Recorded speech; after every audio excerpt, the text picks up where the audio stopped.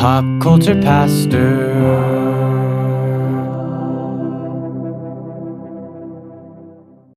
So, Cody, there's always a bevy of Christmas treats around my house this season. Must be nice.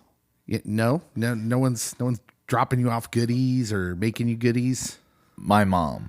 Your mom? But like my wife hasn't made anything like super special. No one from the church has been like, oh, here's some homemade cookies.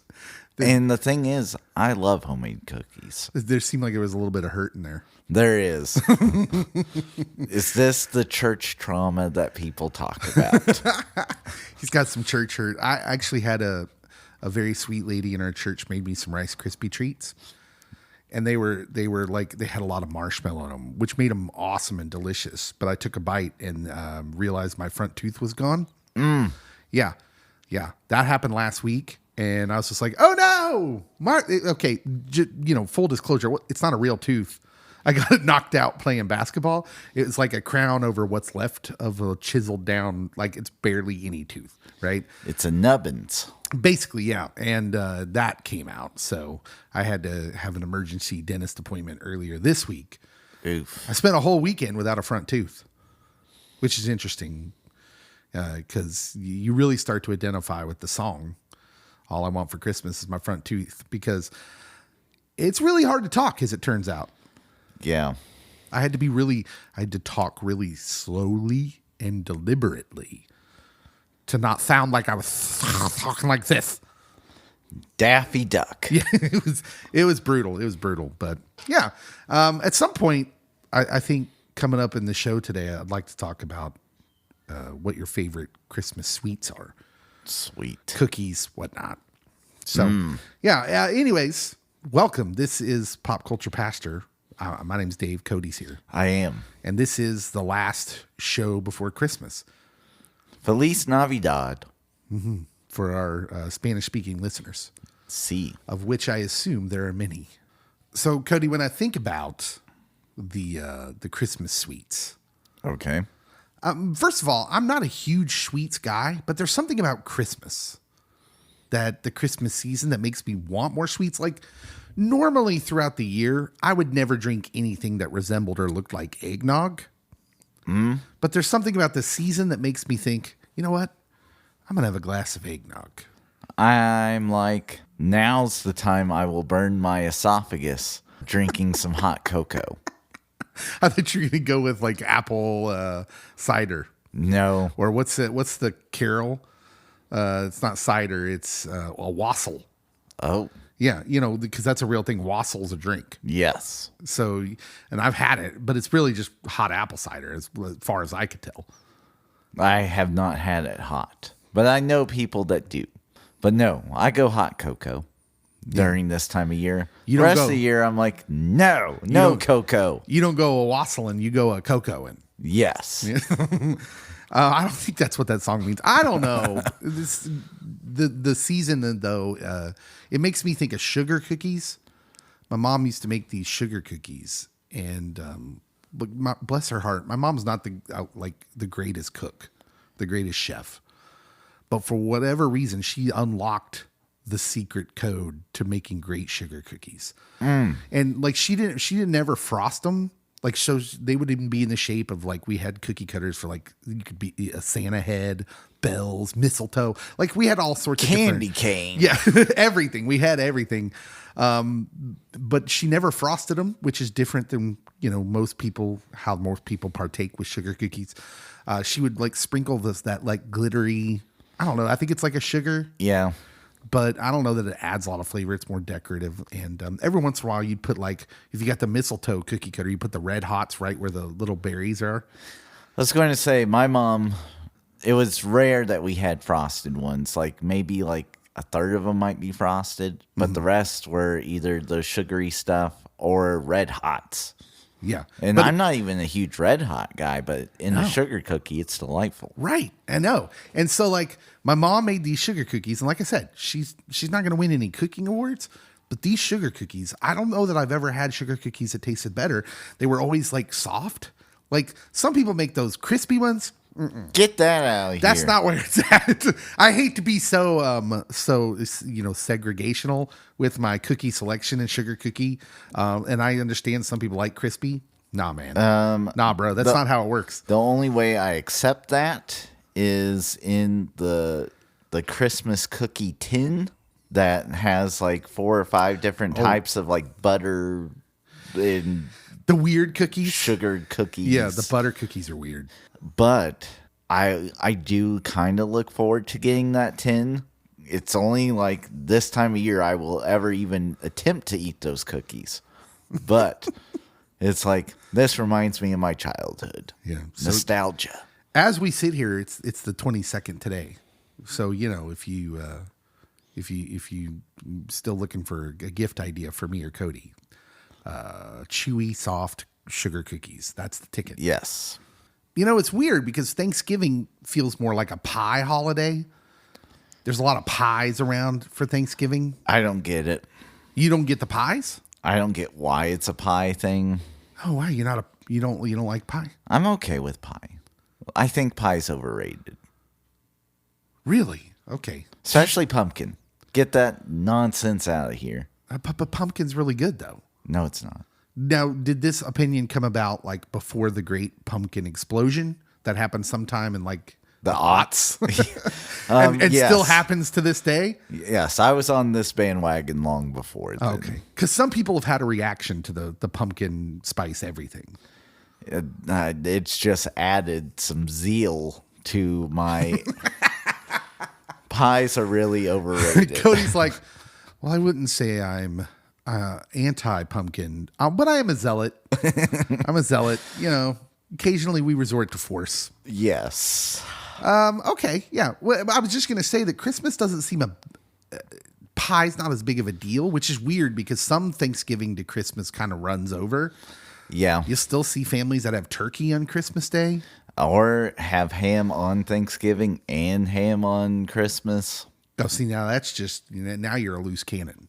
If you're having ham on Thanksgiving, you're being a loose cannon. You have to have ham and turkey, and less on the turkey and more on the ham. Yes. Yeah. I don't even one of my kids posited this, and I really didn't have a good answer for it. It's like, yeah, but you don't even like turkey. You don't eat turkey any other time of the year. This is true. Because I was making a big deal about having turkey at Thanksgiving, and I had no answer for it. I'm like, well, you're not wrong. There's something about Thanksgiving that I just want turkey and gravy and stuffing. And then the next day, turkey and noodles. Mm-hmm. And then I don't want it again for another year. Exactly. That's just how it is. And Christmas, you got ham. Or I will also say Christmas is a great time for brunch. Oh, yeah. If you want to do the brunch thing. I'm doing that this weekend for one of my Christmas extravaganzas. Nice. So when you hear brunch, what do you think?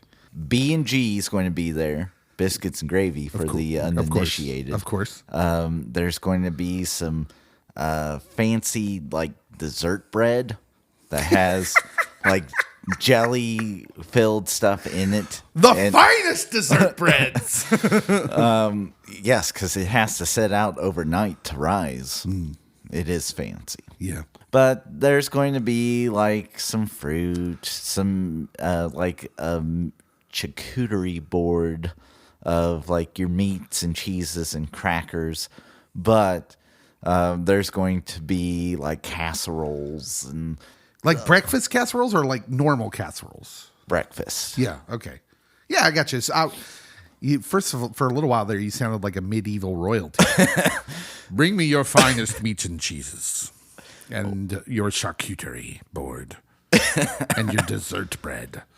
No, that's I like brunch. I like a good mixture of breakfast and like lunchish food too. Oh yeah. It would not be rare to see Dave partaking in a brunch and see eggs and like, some sort of meat on his plate that wasn't a breakfast meat. Garlic bread. All the carbs. More carbs, please. Yes. So we were talking about Christmas treats, and I think we've gotten as far as like sugar cookies, yes. Pies, not so much. Pie's not a Christmas thing. It's not. Is there any other treat you associate with Christmas besides eggnog? I think eggnog, because it's sweet, seems like a treat and it's thick. So homemade candy is a thing from my childhood that like my mom, she wouldn't do it any other time of the year. But Christmas time, we have just these random assortments of candy. Like there's like this peanut cluster thing. There's my favorite, which she did not make this year, and it was heartbreaking. Peanut butter balls where like they have chocolate on top. Oh, so delightful. Usually like pretzels dipped in chocolate and sometimes with like peppermint crushed rolled into or roll them into that. And like why does every mom becomes like the fancy candy store in the mall? Oh yeah, at Christmas. Like, oh, here's a cake ball. Oh, did you want a cake lollipop? I happen to have one right here in my pocket, along with this Werther's Original in my chest pocket, just for you, Sonny. There was, my mom did that too. Someone smarter than me will have to explain the peanut brittle. Yes. Does anyone actually like peanut brittle, or is that just what you get amongst your Christmas candy that you go throw directly in the trash? It seems like older people. And older people don't have great teeth. They can't be eating peanut brittle. It's too brittle. I would listen, I told you I lost the front tooth last week eating Rice Krispie treat. There's no way I'm eating peanut brittle. Don't do it. It's not worth it. It's always super hard. I'm like, I just don't get it. It doesn't seem like a food. Who was the first person to eat peanut brittle? And why did they just say, hey, that looks like a nice piece of concrete. Let me take a bite of that. It might taste good. You never know. So something else that's popular this time of year that's like difficult to eat and it's kind of annoying is candy canes. Yeah, candy canes are interesting. There's not a good way to eat them without getting all sticky. Yep. You got to keep the wrapper on, but then that's annoying because it's hard to start the wrapper again once you've... And then if you get to depending where you start, like the hook kind of becomes a nuisance. And so you got to start with the hook.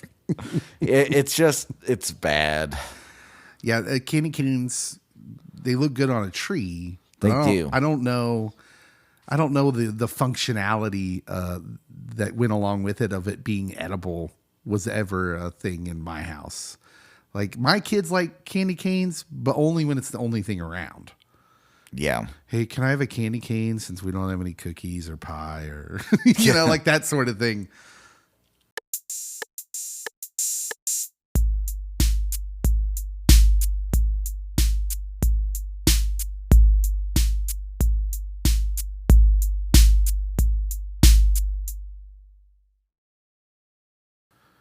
So, Cody, where are you at on Christmas decorations? Like, do you guys do a lot of decorating interior in your house? Somewhat. I mean, the Christmas tree's been up now forever and a day because my wife's like, well, it's almost Thanksgiving. Let's put this bad boy up. And it's like 3 days into November. So, it just feels good having the tree up, though, doesn't it? It does. Colored lights or white lights? White on this tree. Yeah. It's more fancy. I like the multicolor. It just reminds me of older times, especially if you got those big old 80s lights on it. Yep. The one that nobody likes anymore, but I kind of miss those. Ours is white light, too, and it looks elegant. Is yours flocked as well? I don't even know what that means. Is that like a bird thing? Are there birds in it? No. No. What does flocked mean? There's fake snow. No, it is not flocked. It's so messy. Oh, it's so messy. Well, I kind of want to talk about this because, so I can tell already the kind of tree you have is a fake tree. It is a fake tree. Why am I killing a perfectly good tree? Why not? Because it's Christmas. Because people have forgotten how to have a good old-fashioned family Christmas. You got to go out to the tree and go out to the tree farm, cut down your own tree. Don't do it. Nothing? No, you're killing a tree. Oh, you're going all You're going all you're going all environmentalist on me. With I this. am. I mean, they literally have Christmas tree farms where you just grow a tree so that you can slaughter it. Pretty much. Like this dude's eating hamburgers every day. You hypocrite. But You don't care about cows, but you care about trees. slash like those trees also like there's a lot more like home fires caused by those trees drying out and becoming kindling essentially. Calculated risk. And then Small price to pay for a fun old-fashioned family Christmas. you end up buying one and it looks like Charlie Brown's Christmas tree. I will say this is different if you live in a place like we live in a small town, like out in the country, basically, or if you live in a city. Like if you're going to some city lot and you're buying the Charlie Brown Christmas tree for $80. Yeah, that's not fun. No. And it's not worth it either. Because trees have gotten more expensive. And you also have to haul this tree. Yeah. If you don't have a but truck, they this put is it in the going to be netting and they awful. strap it to the roof of the family truckster. Don't do it. Don't do it. I grew up, we used to do that. We had a living room, so my parents had an A-frame, so the ceiling was way up there. So they would get this, like, they would find these tall trees, and we'd have this huge tree in our living room. It was like a 15-footer. Oh. And it was a real tree, man. They'd go cut it down. And Do you know how many years it takes to grow a 15-foot pine or cedar tree? I don't think I want to know. Exactly. I mean, there's forest fires every year, Cody. This is the purpose they were meant for. I mean, besides giving us oxygen. Or the you're gonna get birds technical on me. of the air, a place to reside. They all flew south for the winter. They don't need those trees. That's what you think. Well, the reason I bring up trees, Cody, is because apparently more and more people are catching the wave of the artificial Christmas tree. Like you and like me. Because our tree is artificial. My wife and I were talking about this the other day. I think the very first year we were married, we got a real tree. And every year since that, we bought fake trees. And we've gone through, so we've been married 18 years. And I want to say we've spanned about 3 or 4 fake Christmas trees. The lights went out in one, Yeah. This flocked one that I have, it has lasted 4 years, and there's still so much flocking. It's obnoxious. Such a weird word that you have going on there with the Christmas tree. It's supposed to look like it's got snow on it. Why would you want that for your indoor Christmas tree? Because it brings the outdoors indoors. I'll just say that's flocking is weird. Flocking weird, if I may say so. Indeed. That was I was just a little vocabulary joke there. You get it. The holiday traditions, though, of setting up, going out to the country, cutting down your tree, bringing it back, and cutting it down or digging it out of the ground yourself if you're Clark and you forget the chainsaw, is a dying thing. 77% of Americans, according to a survey of the American Christmas Tree Association, say that they are displaying an artificial tree this year. 77%. I'm going to imagine an additional 15% are like, forget the Christmas tree altogether. That there's only like an 8% faction of us that are even cutting down the real one. Yeah, I bet there's more people who just don't do a tree than go with the real one. I bet you're right. And so, I don't know, something about that kind of makes me a little sad. I mean, like, look, I'm not saying, hey, let's go back to Little House on the Prairie days. Hey, Paul, can we go cut down a tree, Paul? Thank you for porridge. May I have some more? No, we don't have any more. But I don't know. There's something of nostalgic about the real tree, the smell of the real tree. And yeah, you got to keep watering it. You got to keep snots out of the water bowl. So I will say my first job in high school is I'm a tree trimmer. You know how kids complain about, I worked fast food and now I can't eat at this fast food place. For you, it was trees? So I have the stench of death of trees on me. I do. But like, yeah, once you're covered in pine tree sap and you come home smelling like pine, you're like, yeah, I don't need pine. That sounds delightful. Not the sap part. It's awful. No, a lot of sap. A lot of sap in here. Yes. Well, sticky hands, can't read a magazine, right? So this article that I'm reading says that the shift to fake Christmas trees, the move to fake Christmas trees that's gone, steadily up over the years, has been climbing since the mid-'90s. That was kind of where it started. I honestly think my whole childhood we had nothing but fake. So you were ahead of the curve. Yeah. You were ahead of the curve. Like I said, I grew up with real trees. And so it started in the 90s and it spiked. You'll never guess. 2021, COVID, because people were locked in. They couldn't 2020, that first Christmas. Mm-hmm. People were locked in their houses in some places, couldn't go out to the Christmas tree lot and couldn't do all that stuff. So they had to order their fake tree from Amazon. And is there any? I don't want to get into conspiracy theories. I just about went off on a terrible tangent. Could Amazon be behind all of this?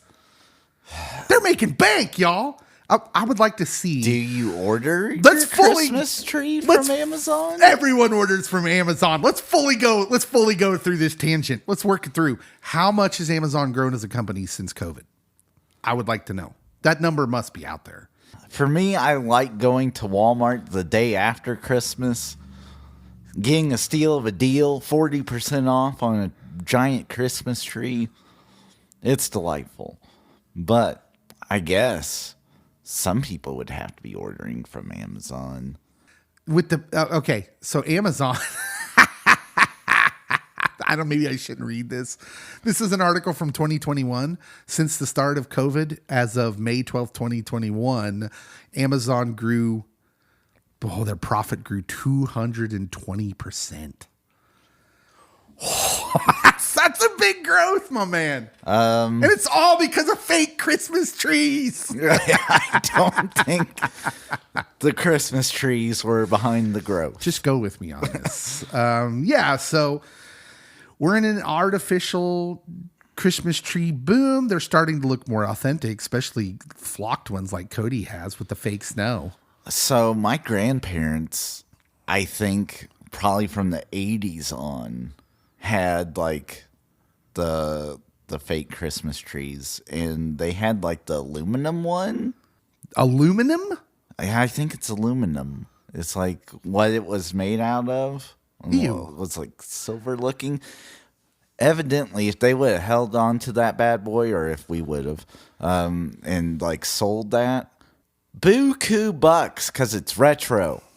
Oh, I do like retro. I'm not sure about an aluminum tree though.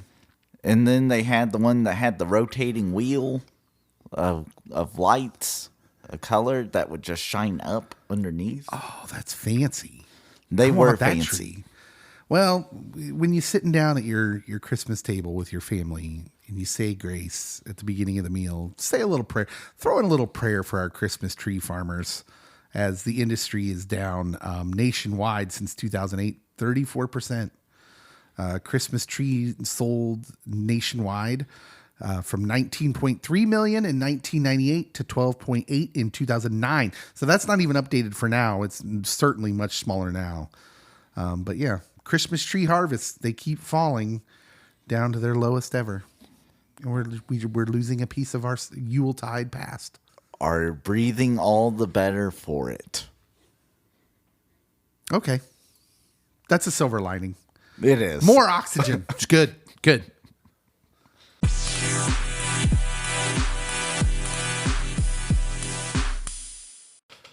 So, for too long, Cody, we kind of ignore Santa. As you get older, you ignore Santa Claus. I do not. You do not. You have a special wing of your home dedicated to Nicholas. Saint Nick. I do like the memes that go around this time of year where it's like, it's an old picture of the real Nicholas, the real Saint Nicholas. And It's not a picture, it's a painting. Yes. Obviously, there weren't photographs back then, but you know what I mean. And it usually it says something like, I came to give presents to kids and slap heretics, and I'm fresh out of presents. I dig the mythos of, what that's become versus like the real guy. Who like there's some real fact where the legend of Santa Claus comes from, taken from Saint Nicholas, who this guy apparently was very like giving. He'd give things to the children. Yes. But also really loved Jesus. So much so that if you were spreading falsehoods about his friend Jesus, that he might get physical with you. As any good saint would. Yeah, times were harsher back then, Saint Nicholas, I like to think, said, "Try Jesus, because I throw hands." That would look good on one of those memes, actually. We should remake one of those memes. But yeah, anyways, I thought it's been too long since we really examined the hard work that Santa does. Okay. Yeah. And so I found a 2015 paper written by Sebastian Straub and Jenning Fan, and I'm probably butchering that name. Sorry, Sebastian. But they wrote this paper. This is like a peer-reviewed paper in the Journal of Occupational Medicine and Toxicology, and it's basically a look into the occupational health of Santa Claus, the perks and the harshness of his job. Hopefully he's not lactose intolerant.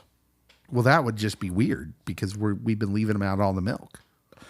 That That would be that'd just be weird and torturous of us then, wouldn't it? It would.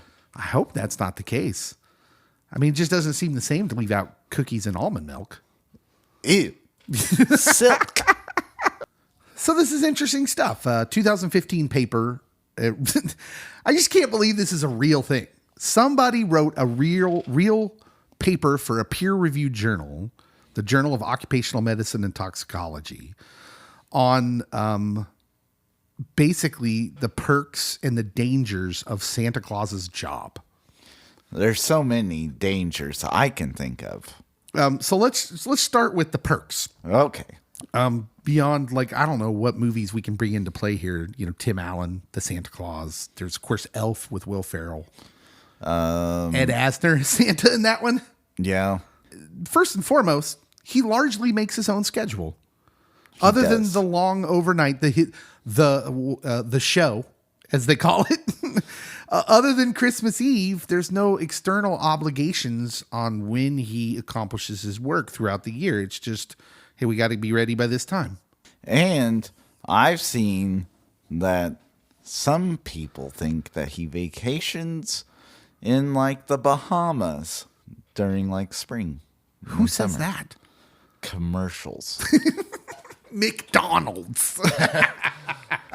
No, I largely have a job kind of like that. My job isn't, I wouldn't call it a 9 to 5.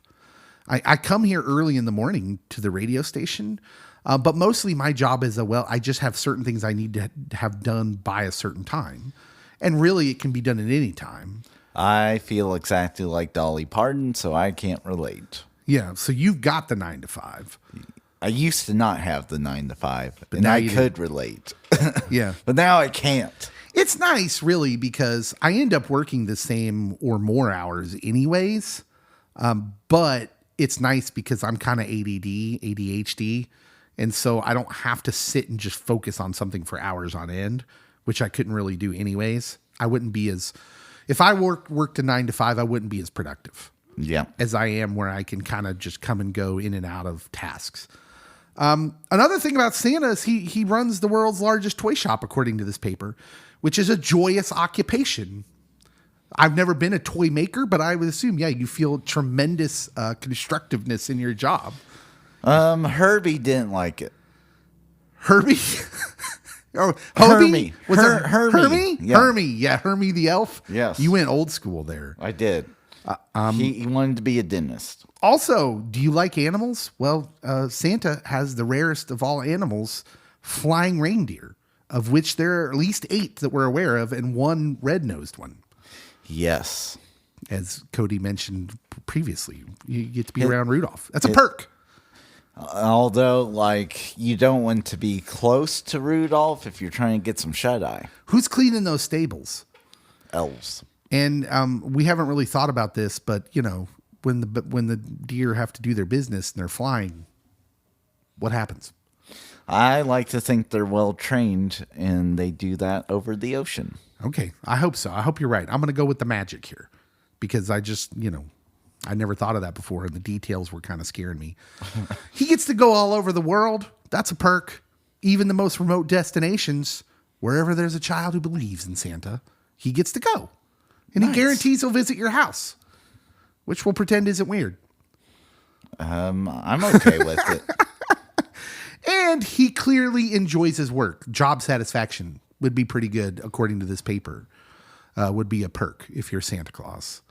He's always smiling and laughing, as a matter of fact. Holly and jolly, right?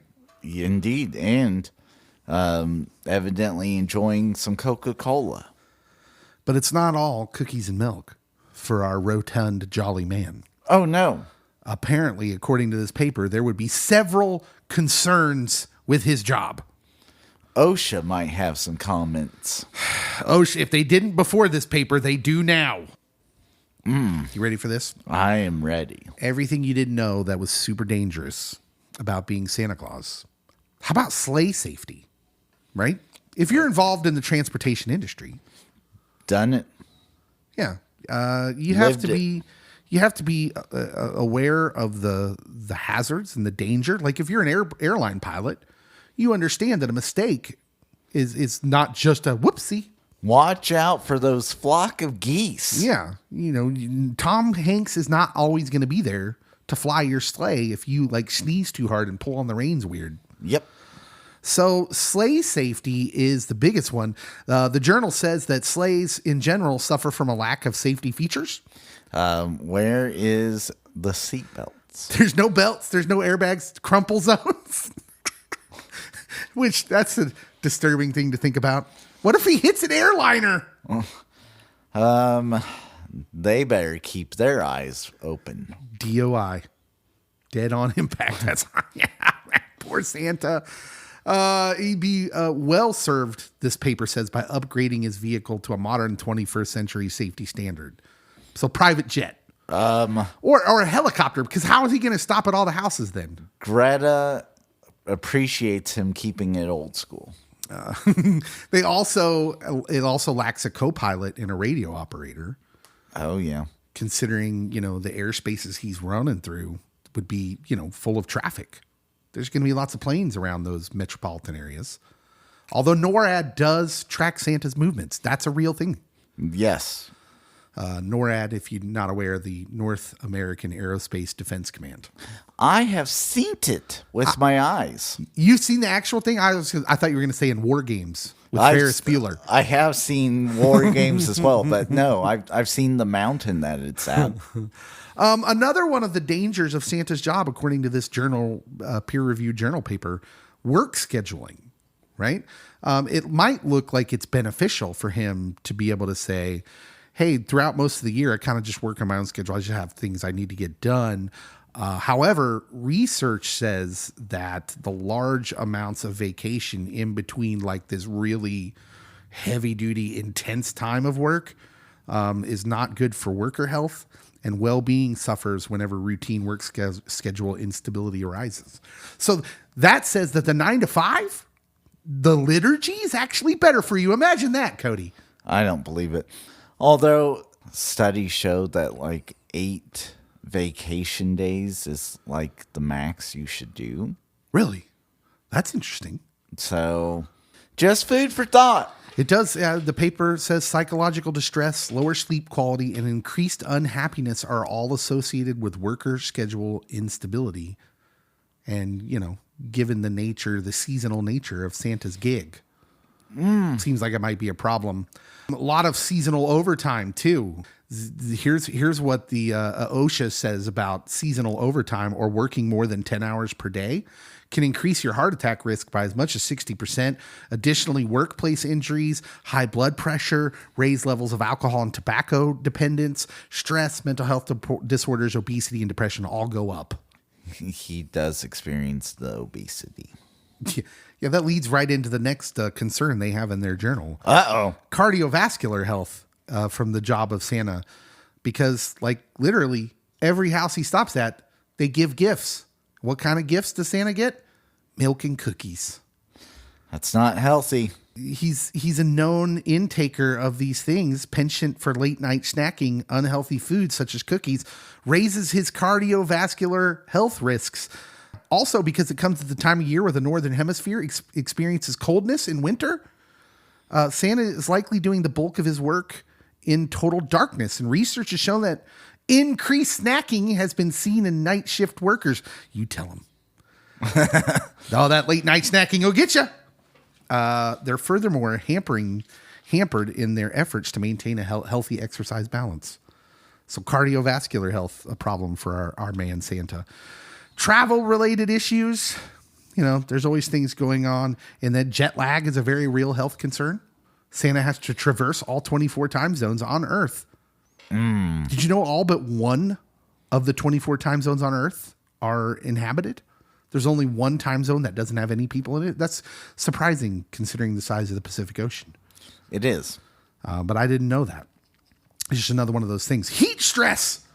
You bet you didn't think I was going to talk about heat stress, but when one lives at the polar region of Earth, you have to acclimatize yourself to the colder temperatures you're typically going to experience in the North Pole. I blame the heat miser. So Santa would be expected to experience heat stress when he visits equatorial and southern latitudes. And wearing a fur-lined suit, that's not conducive to, not dying. Maybe it has like a built-in fan. He's got a little. Does it have AC? They have little vents, there. Oh, finally, there's age-related concerns. In popular media, Santa might be considered to be around 70-ish. That's the way he's depicted. But the original Santa, as we brought up way back in the first segment, better known as Saint Nicholas, was born in the year 280. That makes him 1,700 years old plus. That sounds about right. So if he's the guy and he's still around, now I know there's movie versions where that the mantle passes Santa Claus as a mantle. But we assume he's, somewhere up there in age, and older workers often struggle to remain productive and contributing members of the workforce, not only due to age-related discrimination, which is a thing, but also due to the fact that many of them have difficult jobs that put them at risk of workplace-related injuries. So this journal notes, finally at the end, that it's unclear whether Santa has ever been offered a workplace health promotion program geared toward helping older workers. So we can conclude that being told about Santa's age and health status, we should be worried for Santa. We should. And then we're back to the milk and cookies thing again. Why would you give him that?